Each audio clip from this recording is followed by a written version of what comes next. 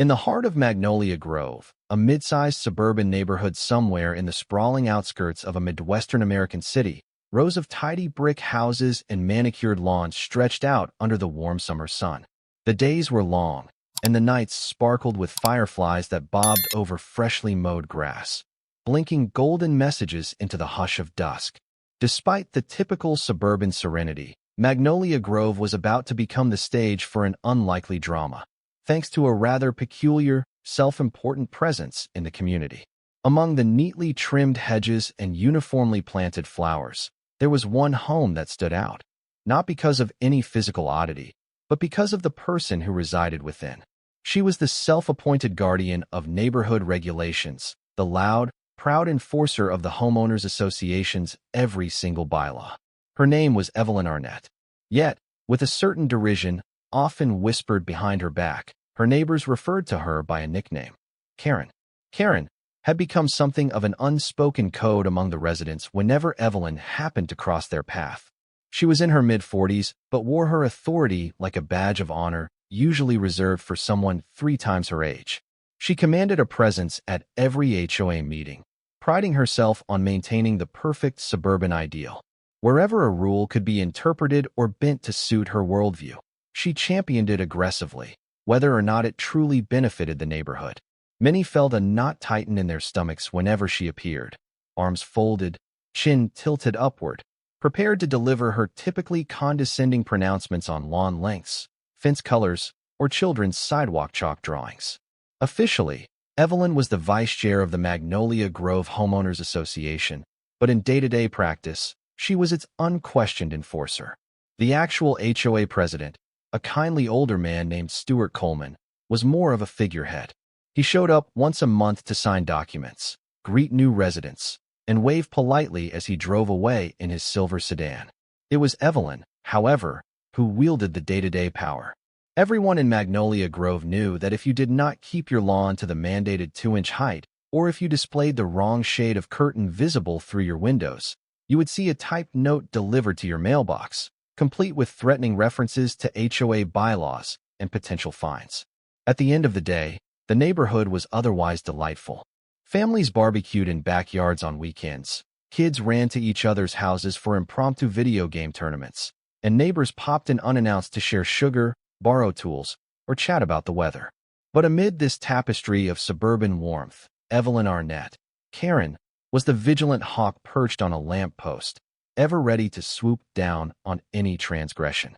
This summer, her watchful eyes had found a new target, the small, non-profit organization that rented a house on Meadowlark Lane, one street over from Karen's own place.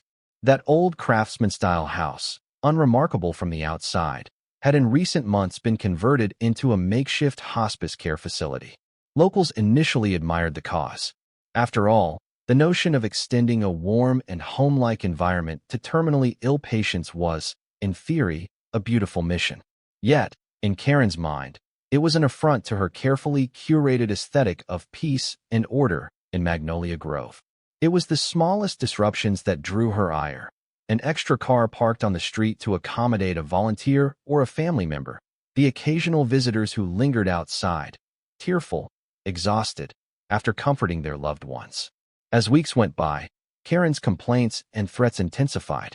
She insisted that these strangers were violating the HOA's quiet hours, or that they placed unsightly decorations like wind chimes or potted plants that did not conform to the neighborhood's approved horticultural design. Of course, these minor violations never bothered anyone else. But to Karen, they were nails on a chalkboard. Thus began her campaign. The phone calls to the police regarding suspicious vehicles, the late-night emails to the HOA board with subject lines reading, "Urgent violation," "Immediate review requested," and the direct confrontations, which left volunteers and family members shaking their heads in dismay. Residents of Magnolia Grove were used to Karen's theatrics, but going after a hospice facility felt like an unthinkable low, even for her. The small hospice on Meadowlark Lane was run by a nonprofit known as Serenity Pathway, headed by a sprightly woman in her 60s named Teresa Hammond. It was the sort of charity one expected to find in major cities, not in suburban enclaves.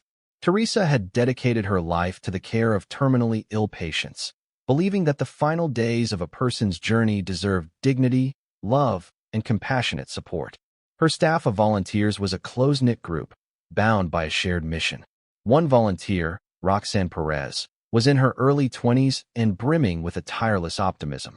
She adored the patients and had an instinct for comforting them. Then there was George Becker, a retired schoolteacher who played guitar in the evenings to soothe residents who found it hard to sleep. Melanie Woods, a former nurse who had lost her mother to cancer, made it her personal crusade to keep the hospice environment safe, clean, and well-supplied with medical equipment. Together, they formed a small, joyful family, a family who had chosen to spend their free hours caring for people often ignored by the wider world. After extensive negotiations with the local government to ensure that the house could be used for hospice purposes, Serenity Pathway's presence in Magnolia Grove began quietly and unassumingly. A discreet wooden sign outside reads Serenity Pathway Hospice. Visitors welcome. The windows glowed softly at night, inside of which Roxanne or Melanie might be reading to a patient, or a small group of family members might stand in quiet conversation. The routines were gentle and calm, a stark contrast to Karen's characterization of them as noisy intruders who threatened neighborhood serenity. The day-to-day life in that house revolved around comforting patients. There was no official visiting hour in the way a hospital might schedule. Family members were free to stop by whenever they could. Often, terminally ill patients might have unpredictable needs, pain management, emotional distress, or simple loneliness at odd hours. That meant cars would occasionally pull up at 9 or 10 at night, sometimes later, though rarely with much commotion. The fact that such meager activity enraged Karen would have been laughable had it not caused so much stress for everyone involved. Nonetheless, the volunteers tried to ignore her. "We have enough on our plates," Teresa reminded them during their weekly check-ins. "And we mustn't let her negativity get the best of us. We need to keep focusing on our patients." If the neighbors complained about general noise in the neighborhood, a barking dog, a rowdy teenager, or the hum of a lawnmower, Karen would twist that complaint to her advantage. "Well, you know, the hospice has all sorts of people coming at all sorts of hours," she would say in a pointed tone.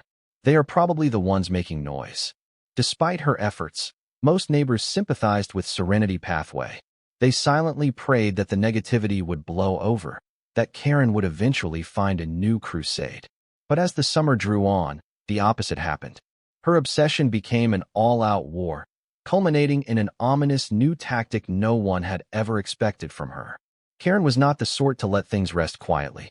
She took the HOA Quiet Hours guidelines, which suggested limiting loud music or leaf blower use late at night, and twisted them into a personal crusade. She decided it was her right, even her duty, to enforce them herself. So it was that one evening, a few minutes past 10 o'clock, she marched right up the front steps of the hospice house, fists clenched, jaw set in determination. Inside, Roxanne was reading to Mrs. Caldwell, an elderly patient with terminal heart disease who found bedtime stories comforting. George was gently plucking at his guitar in the adjacent room, playing a nearly silent lullaby. Even in the hush, Karen claimed to detect unnecessary noise. She didn't knock. Instead, she turned the door handle, finding it unlocked, as it often was for visitors who might come at all hours, and flung the door open. Roxanne jumped up, startled. Mrs. Caldwell gasped. In stormed Karen, with her short, bristly hair practically standing on end. Her eyes darted from corner to corner, scanning for any sign of wrongdoing. "Excuse me," she declared in that tense, high-pitched voice that spelled trouble. "Do you people have any idea what time it is?" Roxanne, her heart still pounding, gently set the picture book down. "Ma'am, we're caring for a patient. Could you?" Karen pointed at the guitar in George's lap. "And that," she hissed, "does not sound like quiet hours to me." George, unruffled and calm, paused his playing. "I'm sorry if it disturbed you. I'm just playing softly." Karen cut him off. "Quiet hours are after 9 p.m. in this neighborhood, under the guidelines set by the Homeowners Association. I've told you before about the expectations here. If you can't comply, maybe you should think about relocating to a place where you can make all the noise you want." Mrs. Caldwell's eyes brimmed with tears. She barely had the strength to speak. "He was just playing so I could sleep," she whispered weakly. Karen threw her a cursory glance, as if the patient's comfort was of no importance. Roxanne found her voice again, this time with a slight tremble of anger. Please, ma'am, you're scaring our patient. If you have any concerns, you can speak to Teresa or to the local authorities, but you can't just barge in here unannounced. It's inappropriate and upsetting. Karen's jaw tensed. Well, I'll be sure to do that, she shot back. But consider yourselves warned. We're all supposed to follow the HOA's rules. Just because this is a hospice doesn't give you the license to break them. With that, she spun on her heel and walked out, leaving Roxanne, George, and Mrs. Caldwell trembling in her wake. A few minutes later, Teresa arrived, alerted by a frantic phone call from another volunteer. She calmed the staff and tried to soothe the frightened patient, who was now wheezing with distress. It took a full hour for Mrs. Caldwell's pulse to settle. Roxanne could scarcely believe that someone could be so cruel as to intrude on a hospice environment so aggressively. Yet, despite the volunteers' outrage, they had to remain professional. There were sick and dying people in their care who needed them. Unfortunately, that was not the last such incident. Over the next few weeks, Karen made several more late-night appearances. Each intrusion was the same pattern. She would barge in, startle volunteers and patients, and make angry pronouncements about quiet hours or unauthorized activities. More than once, she threatened to call the police, though it never amounted to anything. Often, a volunteer or a visiting family member would have to gently, sometimes forcefully, escort her out of the house. The volunteers, aghast at the sheer insensitivity, asked the HOA if they could do anything to stop her. The official response was to request that she respect private property. Stuart Coleman, the HOA president, tried once to talk her out of it, but she insisted that it was her right, and her obligation, to enforce quiet hours. Mr. Coleman, with all due respect, she told him, the neighborhood entrusted me with day-to-day oversight. I wouldn't be doing my job if I let them get away with violating these standards. It was an audacious stance, made all the more galling because, technically, the HOA had no specific rule that authorized her to roam freely inside residents' homes after dark. Still, Karen interpreted the guidelines in her own way. According to her, the power to enforce includes the power to inspect, and so the intrusions persisted, each time a bit more harrowing than the last. Some nights, the volunteers took turns standing guard by the front entrance, hoping to keep her out. But after a volunteer told her she was trespassing, she simply threatened to consider litigation for interfering with HOA enforcement. She knew how to weaponize the labyrinthine language of homeowners' bylaws. The toll on the patients and their families was immeasurable. Imagine trying to spend your final days in peace, only for a shrill, scolding figure to burst in and wave some printed pages about ordinances. Teresa felt heartbreak welling within her whenever she witnessed family members in tears after an encounter with Karen. The intrusions had to stop. But how? The news of Karen's nighttime raids spread like wildfire through Magnolia Grove. Neighbors exchanged concerned whispers during daylight hours. They might run into each other at the local grocery store or out walking their dogs, shaking their heads as they shared the latest rumor about how she had barged into a patient's room. Many residents found her behavior appalling, especially given the hospice's gentle presence and its commendable mission. The question was, who would stand up to her? She was notoriously relentless, and some neighbors feared her vindictive nature. There were stories of how she had once forced a single mother, who was late paying HOA dues, to pay steep late fees and remove a small above-ground pool. Another time, she had threatened to fine an elderly widower for letting his front yard accumulate leaves for more than a week. The man was in the hospital at the time and physically unable to tend to his lawn, but none of that mattered to Karen. Still, the hospice issue was different. It tugged at the communal conscience. Even some of Karen's longtime allies in the HOA, people who generally preferred a strict approach to community rules, were deeply uncomfortable with her persecution of the hospice. Underneath her rule-oriented facade, many recognized that Karen's real motives were control and self-righteousness. She just needed an excuse to exercise them. In an unlikely turn of events, the same kindly older man who had so often rubber-stamped her demands, Stuart Coleman, began quietly building an opposition from within the HOA. He was no fiery revolutionary, but as the official president, his voice carried at least a little weight in official matters. The more he heard about Karen sneaking into hospice rooms, the more it stirred something in him. a quiet sense of outrage that refused to subside. Stewart reached out to Teresa Hammond personally. He invited her for coffee one morning at the local cafe. Over steaming mugs of cappuccino, they sat at a table by the window and discussed what had been happening. "This situation is disgraceful," Stewart said in a hushed tone. "Our bylaws were written for a reason, but never to infringe on people's rights to live in peace. Certainly not to barge into a hospice, of all places." Teresa sighed, rubbing her temples. "I've tried talking sense into her, but it's like she's stuck in her own world. She thinks she's righteous, saving Magnolia Grove from a public nuisance. She refuses to see the compassion we offer." A determined look flashed in Stewart's usually soft eyes. "Let me be frank, Teresa. Evelyn, Karen, has effectively run the HOA for years. My signature is just a formality, but I can't in good conscience let this continue. There's one avenue we might consider. It's a bit unorthodox." Teresa listened, brow furrowed. He explained that while the existing hospice building was indeed permitted, they might find ways to expand or fortify it, perhaps change the official property usage or add new conditions. If the expansion was official and fully supported by the HOA membership, Karen's free reign would be severely curtailed. It would no longer be a question of a private house in the neighborhood. It might become a recognized neighborhood-sponsored facility, one that, ironically, the HOA would be obliged to protect and support. The idea was intriguing, but it also sounded complicated. They parted that morning with a promise to keep their plan discreet until they gathered more details. Karen was an expert at sniffing out developments that could undermine her authority, so they had to be careful. Meanwhile, Teresa continued her day-to-day leadership at Serenity Pathway. She had staff to manage, patients to comfort, and families to reassure. The visits from Karen kept intruding upon her mind like dark storm clouds, but she tried to keep her spirit buoyant for the sake of the dying men and women who needed serenity, not drama, in their final days.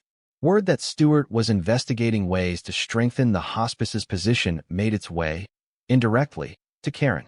A lesser person might have paused to reflect on whether they had gone too far, but Karen took it as a challenge. If the hospice was planning some sort of sneaky maneuver with the HOA, she would double down. She pored over the HOA bylaws, searching for any clause, any obscure line, that she could interpret as a reason to shut down or restrict the hospice's operations. She soon latched on to what she felt was a golden opportunity, a provision that restricted any commercial or institutional operation from creating excessive traffic or parking overflow in the neighborhood. If she could prove that Serenity Pathway was a source of significant congestion, she might force them out. That meant collecting evidence.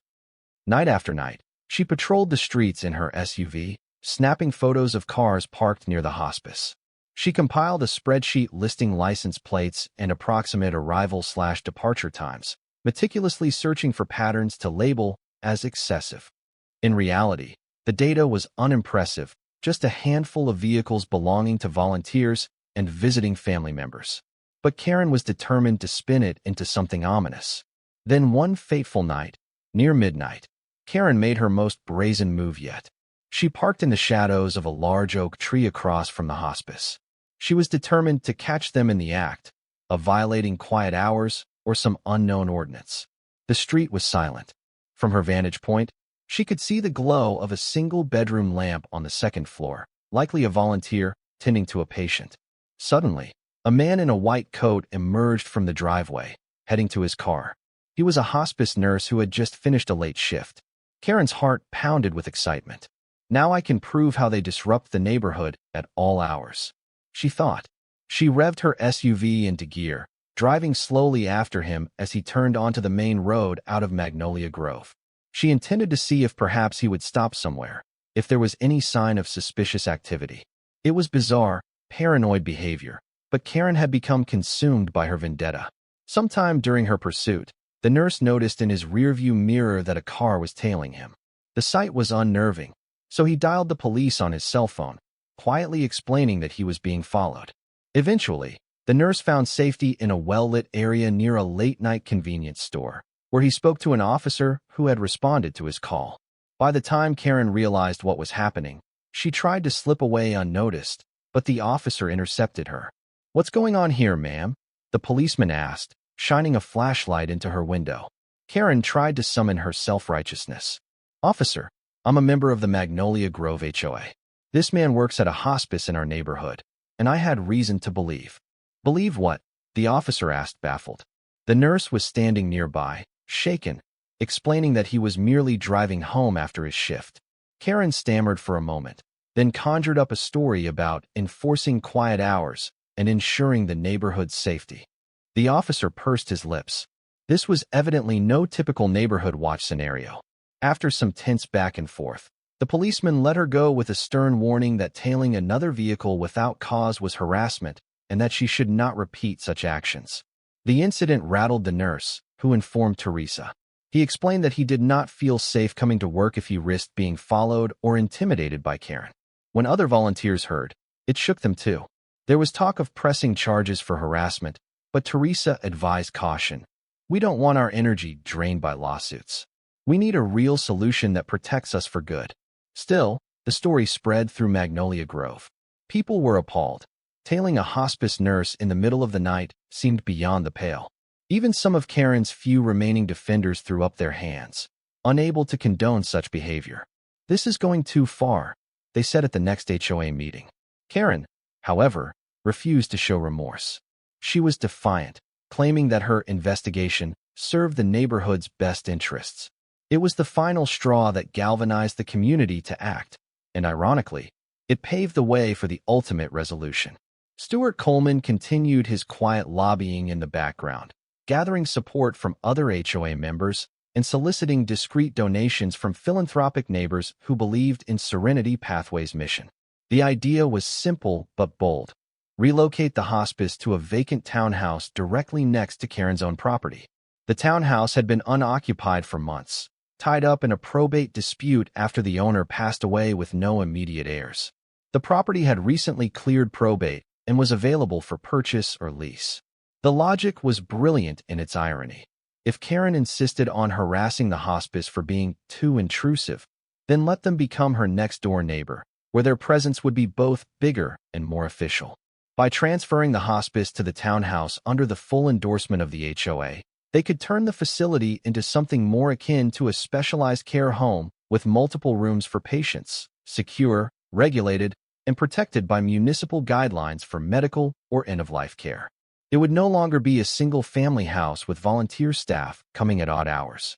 Instead, it would be a recognized facility with community support and official backing.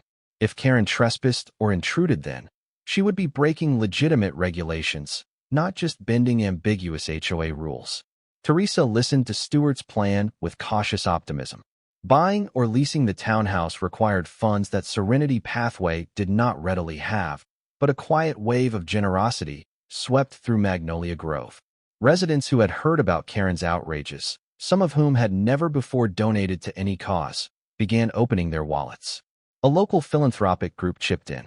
A few civic-minded attorneys offered pro bono services to handle the paperwork.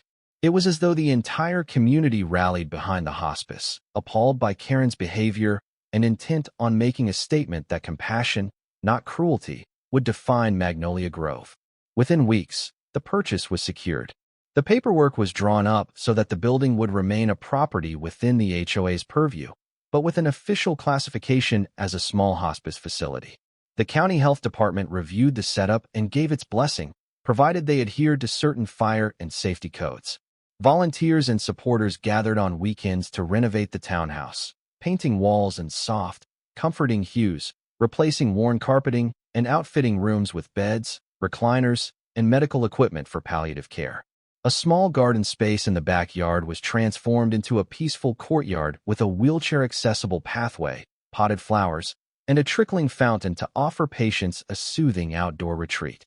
All the while, Karen watched from her own home next door with growing indignation.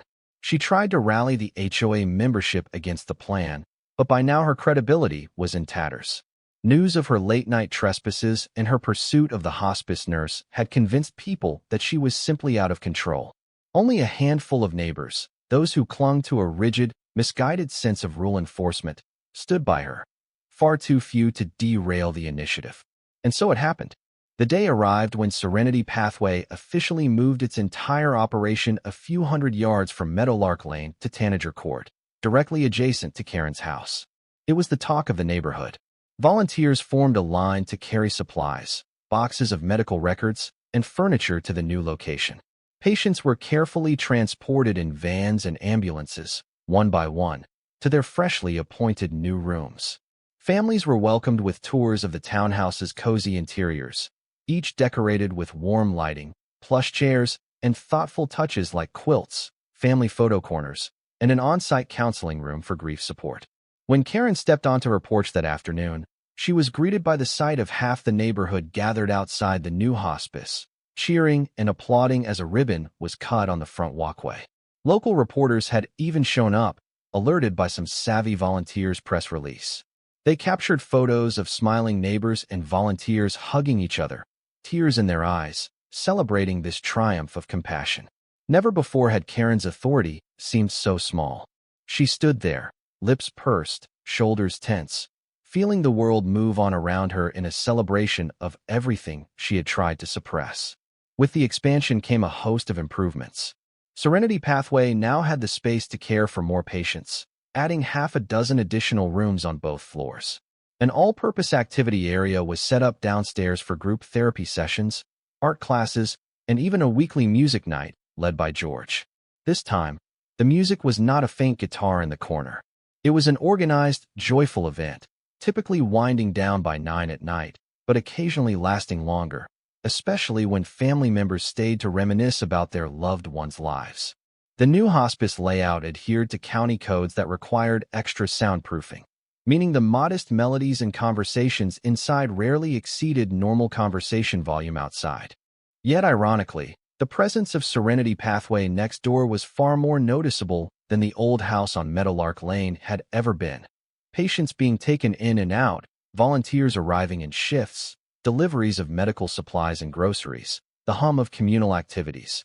The quiet hours rule was still on the books, but now the facility had official permission for necessary nighttime operations, as any legitimate hospice would. Karen could no longer cry foul about it as though it were a mere private home ignoring HOA guidelines. The law itself was on the hospice's side. Most neighbors welcomed the new arrangement, volunteering their time and resources. Someone donated a wheelchair-accessible van. Another neighbor offered to cultivate a small garden of fresh vegetables in the backyard for healthy meal preparation. A local scout troop built birdhouses to hang outside the windows so patients might watch colorful finches and cardinals flit about. The entire vibe of the block transformed from run-of-the-mill suburban quietude to a cooperative spirit, rallying around the concept of caring for the terminally ill. Naturally, Karen was incensed. She filed complaint after complaint with the HOA, claiming that the newly established hospice was blocking her sunlight with the garden trellises, causing traffic congestion whenever more than 3 cars appeared in the shared parking area, and disturbing her property value. But her complaints fell on deaf ears. The board had grown tired of her theatrics. Every time she demanded a new hearing or invoked an old rule, the board calmly pointed out that the hospice was now operating within a protective framework, and she had no grounds to harass them. That did not stop her attempts at sabotage. She once called the fire department claiming that the townhouse had faulty wiring and posed a fire hazard, only for the fire chief to arrive, conduct an inspection, and confirm everything was up to code. Another time, she had the audacity to call Adult Protective Services, insinuating that vulnerable adults were at risk in the hospice. APS made a routine check, found everything in order, and left with a glowing recommendation for how well the patients were cared for. Time after time, her efforts to stir trouble fizzled. The entire neighborhood grew weary of her one-woman crusade, a living embodiment of the Karen stereotype that popped up in comedic internet memes. Yet there was nothing comedic about the real harm she had tried to inflict. If she felt humiliated by the community's rejection of her campaign, she never showed it, only doubling down on her indignation in hushed phone calls or sharp emails. Paradoxically, the presence of the hospice so close to Karen's home brought something unexpected, a persistent, daily reminder of human vulnerability and empathy. She could no longer ignore it. Whenever she peered out her window, She might see a volunteer escorting an older woman in a wheelchair along the sidewalk, or a chaplain quietly offering comfort to a family member by the blooming hydrangeas outside. Day after day, these scenes unfolded. Small gestures of kindness, unwavering dedication to dignity, and a soft hush of compassion that might have melted any other heart but hers, if she had let it. Yet, even the hardest hearts can crack under the pressure of unrelenting compassion. One late afternoon, Karen found herself standing in her driveway, wrestling with a large bag of groceries, when she noticed a sedan pull up next door. A young father stepped out, gingerly helping his child, who looked about 10, out of the back seat. The child was holding a bouquet of flowers, blinking back tears. Together, father and son made their way up the hospice's ramp to visit someone inside. The boy paused at the door, trembling, reluctant to go in. Karen stood frozen, unwillingly bearing witness to this raw moment. The father knelt, hugging the boy close, whispering something reassuring. Then the door opened, and a volunteer welcomed them with a gentle smile, ushering them in to see the child's dying grandmother. Karen's own father had passed away when she was 17, though she rarely spoke about it. The sight of the father and son stirred some locked-away memory of hospital corridors, the beeping of machines, the smell of antiseptic, and the swirl of grief and fear she once felt.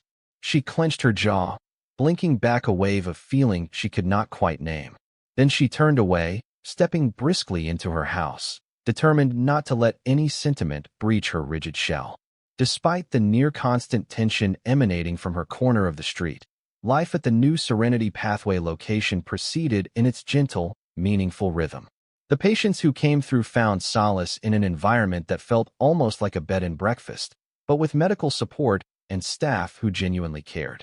Volunteers organized weekly sing-alongs, painting sessions, and memory-sharing nights where family members could gather around and celebrate their loved one's life. The atmosphere was one of peace mixed with quiet sorrow, exactly as a hospice should be. Then, late one evening as the stars shimmered overhead, a medical emergency occurred next door. One of the patients, Mr. Holden, suffered a sudden seizure that escalated dangerously. An ambulance was summoned. The paramedics arrived with lights flashing, though without the blaring siren, out of respect for the hour. They hurried inside, guided by the hospice staff. Tension and worry filled the air. Karen, awakened by the strobing lights against her bedroom window, leapt out of bed.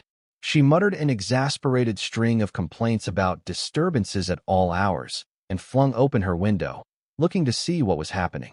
She caught sight of paramedics lifting a gurney into the ambulance. She heard snatches of urgent conversation as the paramedics conferred with a hospice nurse. The father and young son from earlier, Mr. Holden's relatives, as it turned out, stood on the driveway, tears streaming down their faces. The child clutched his father's hand, the bouquet of flowers from earlier drooping in his grip. Even Karen's hardened heart felt a tug at the scene. It was one of those stark, unwavering reminders of mortality. She stood there, hand on the windowsill, uncertain whether to lash out about quiet hours or simply close her blinds. For a moment, she did nothing, watching the ambulance roll away into the night. The next morning, the sun rose as usual over Magnolia Grove. Karen stepped outside to retrieve her mail, only to spot the father and son returning from the hospital. The boy's face was etched in sorrow. Karen knew, intuitively, that Mr. Holden must have passed away overnight. Her eyes flickered across the father's drawn expression, the boy's heartbreak. The father offered a thin nod of acknowledgement to Karen as he walked by.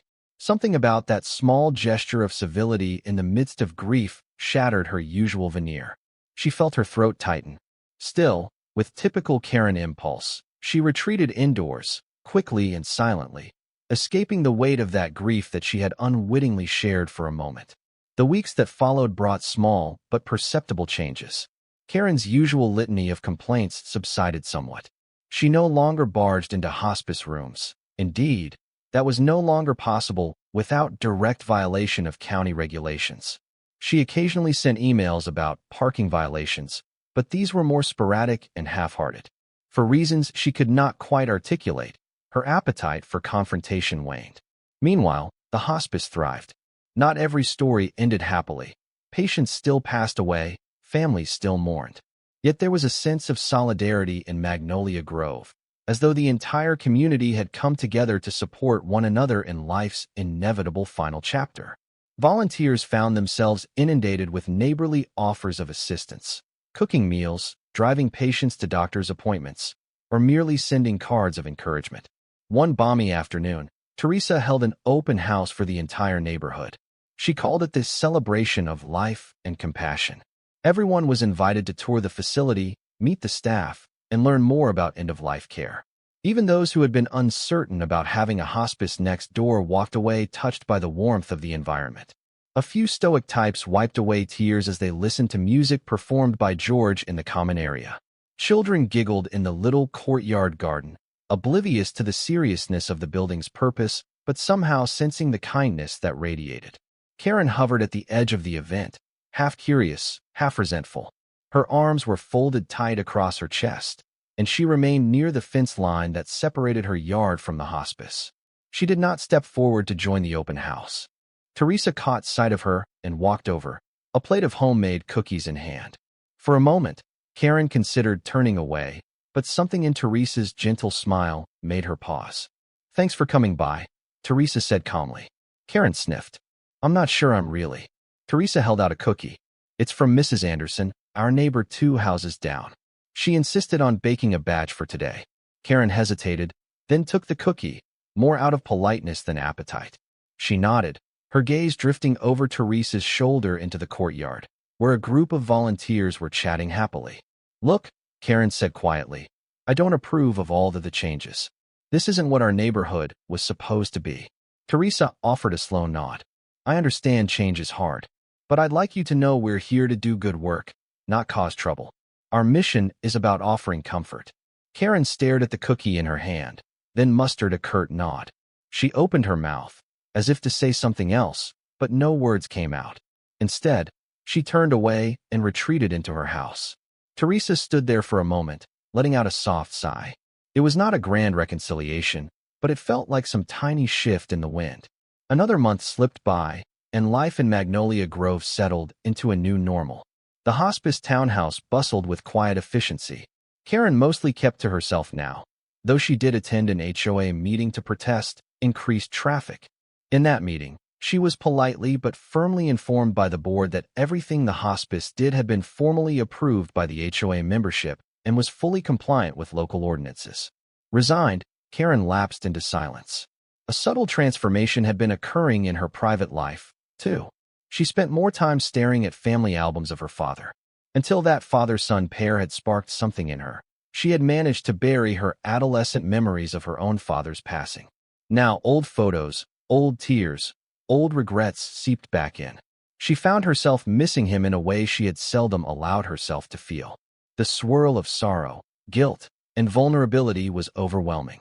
She had built her adult identity around strict control, self-righteousness, and a refusal to let anyone see her weaknesses. This hospice presence had cracked open that fortress of denial. On a crisp autumn evening, Karen noticed a flurry of activity at the hospice next door. A small ceremony in their courtyard, with flickering candles placed on tables and white ribbons draped around the entrance. It was a memorial service for a recently departed patient. The man's friends and family had gathered under the stars to share memories, to sing gentle songs, and to comfort one another. Karen hovered by her window, uncharacteristically subdued, watching the flickers of candlelight and listening to the muted melodies that drifted through the night air. In another life, she might have pounced on them for violating quiet hours. But tonight, the music sounded like a lullaby for her own raw heart. She stood there for a long time, until the last candle was extinguished and the guests shuffled away, wiping tears and leaning on each other's arms for support. It was a surprisingly rainy day in mid-November when Karen found herself dealing with a personal crisis. She had overextended her finances with some questionable spending on home renovations, projects aimed at maintaining what she deemed the best curb appeal in Magnolia Grove. As a result, she found herself teetering on the edge of a mortgage default, something that filled her with secret shame. That afternoon, she had an unexpected visitor, Stuart Coleman. The older man had come by to drop off some official HOA documents for her signature, but as they chatted in her foyer, he noticed the stress etched across her face. With genuine concern, he gently probed. In that moment, Karen felt something snap inside her. She admitted she was having trouble keeping up with the bills. She was exhausted, lonely, and felt the entire neighborhood despised her. Some of those feelings were well-earned, but that did not lessen her sense of despair. In that conversation, Stewart displayed the quiet empathy that Karen had never before accepted from anyone. He urged her to speak to a financial counselor, offered references to local charitable organizations that might help with short-term assistance, and reassured her that the HOA was not her enemy. By the time he left, Karen felt strangely lighter, though tears pricked the corners of her eyes. She realized just how isolated she had let herself become in pursuit of enforcing the rules. Over the next few days, a series of small gestures from neighbors, some prodded by Stewart, some spontaneous, shook Karen's view of her community further. One neighbor left a kind note on her doorstep. "We know you've been through a lot. Please let us know if you need help." Another offered to mow her lawn, noticing she had let it grow longer than usual. These small acts of neighborly kindness left her momentarily speechless, unsure how to respond. In a bout of quiet introspection, she thought about how she had treated the hospice and how they had responded. They had never stooped to her level of confrontation. They had simply stood their ground, leaning on compassion and support from the neighborhood. She felt something akin to remorse stirring, a feeling that was new and uncomfortable to her. True transformation rarely happens overnight, but seeds can sprout in the unlikeliest soil. One evening in late autumn, Karen decided, almost on a whim, to do something out of character. She walked over to the hospice's front door. For a moment, she hesitated, her heart pounding. Would they turn her away, after everything she had done? She raised her hand and knocked softly. A volunteer, Roxanne, opened the door. At the sight of Karen, her eyes flashed with surprise. Yet she kept her voice even. "Good evening, Ms. Arnett. Can I help you?" Karen swallowed. I just wanted to see how things are going here." She winced at how lame she sounded. But she was there, and it was too late to retreat without humiliating herself. Roxanne opened the door further. "You can come in, if you like. Everyone's welcome." Karen stepped over the threshold into the living room area she had once tried to have shut down. A wave of memories hit her. The late-night intrusions, the shouted condemnations, the fear in the eyes of volunteers and patients. She half expected them to scowl or demand she leave, but instead she was greeted by quiet civility. She noticed fresh flowers on a side table, cheerful paintings on the walls, and a gently burning fireplace that gave the area a cozy glow. From the hallway emerged Teresa Hammond, who paused mid-step upon seeing the visitor. Teresa's expression softened, as though she recognized that something significant was happening. "Ms. Arnett," she greeted, "it's good to see you." Karen nodded, words failing her. She glanced around awkwardly. Finally, she cleared her throat. "I just wanted to apologize," she said haltingly, "for all the trouble I've caused. I know I was intense." Intense was an understatement, but it was the best she could muster without choking up. "I'm not saying I agree with everything, but I shouldn't have," she stumbled, not sure how to articulate the avalanche of guilt in her chest. Teresa offered a gentle smile. "Thank you. That means a lot to us." Karen shifted uncomfortably, feeling the warmth of the fire on her face. "I can't promise I'll stop being me, but I want to at least try to be a better neighbor." She looked around, her gaze lingering on a framed picture of a terminally ill patient smiling with family. "Life is short," she murmured, surprising herself at the obvious truth. Roxanne and Teresa exchanged a glance of measured hope. They both knew that trust would not be rebuilt in a single encounter, but they also believed in the power of small acts of repentance to foster growth. "Well," Teresa said softly, "we appreciate your openness. And if you ever have questions or concerns, please let us know. We'd be glad to have a conversation over coffee rather than, well, the way it was before." Karen gave a jerky nod. Emotions threatened to overwhelm her. She took a step back. "I won't stay long. Just, thank you." And with that, she turned and exited, the door closing behind her with a soft click. She walked home under the street lamps, uncertain whether she felt relief or a strange sadness. Maybe both. But one thing was clear. The fortress around her heart had been chipped away, replaced by a flicker of empathy she could neither fully ignore nor deny. Slowly, almost imperceptibly, Karen's presence in Magnolia Grove changed. She still held her position in the HOA, but she stopped sending out mass emails about minor transgressions. When she showed up at board meetings, she spoke less, listened more. If she had a concern about noise or traffic, she approached it with a calmer, more diplomatic tone. Some neighbors remained wary, remembering her old ways, but others cautiously welcomed the shift. As winter approached, the neighborhood took on a festive air. Holiday lights twinkled on gutters and bushes, wreaths appeared on front doors, and a sense of peace, or as close to peace as suburban life can manage, settled in. At the hospice next door to Karen, staff put up cheerful decorations, winter garlands, gently lit trees, and ornaments made by patients and volunteers.